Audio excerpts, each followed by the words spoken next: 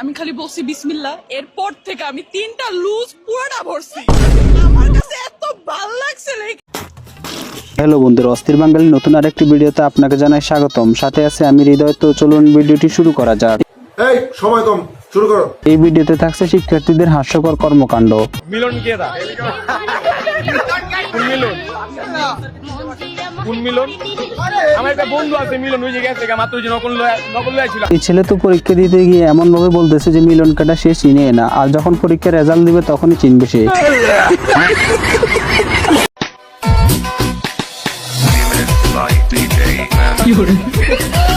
এই আপুটির পড়াশোনা ভালো লাগে না, তাই সে ফোন নিয়ে চলে গেছে পরীক্ষার হলে।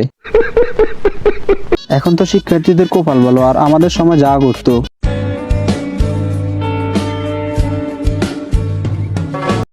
আর মানুষ পান নাই, বারবার শুধু আমার উপরেই। ছয় গুরু দেবা, পরীক্ষা দিমু খেপা, দেখলে ছবি পাগল হবি, মিলনের পিছন মারবি বম্বোলা। মানে এই ভাইটা তো মিলনকে কালো জাদু করার জন্যই বসে পড়েছে।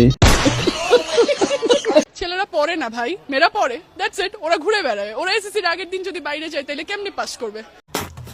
গাইজ, তোমরা যদি আমার চ্যানেলে নতুন হয়ে থাকো তাহলে ভিডিওটিতে একটি লাইক আর চ্যানেলটি সাবস্ক্রাইব অবশ্যই করে দিবা। অঙ্ক প্র্যাকটিস করেছি, আজ এসে দেখছি যে ইংলিশ পরীক্ষা। মানে এই ভাইটা নিজেও জানে না কালকে কি পরীক্ষা। আসলে এমন তোমার কোন কোন বন্ধু আছে এখনই কমেন্ট করে জানাও।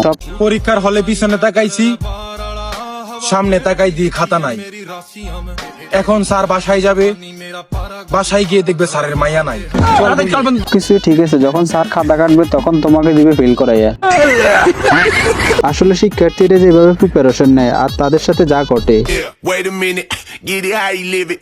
10 toes in when we standing on business. I'm a big step underground. এত বাজে এক্সাম জীবনেও দেই নাই। কেমন ভাবছিলাম হয়তো একটু সহজ হবে বাংলার মতো, ঠিক আছে, কিন্তু সারা বছর যদি পড়াশোনা না করে তাহলে কমন আসবে কিভাবে?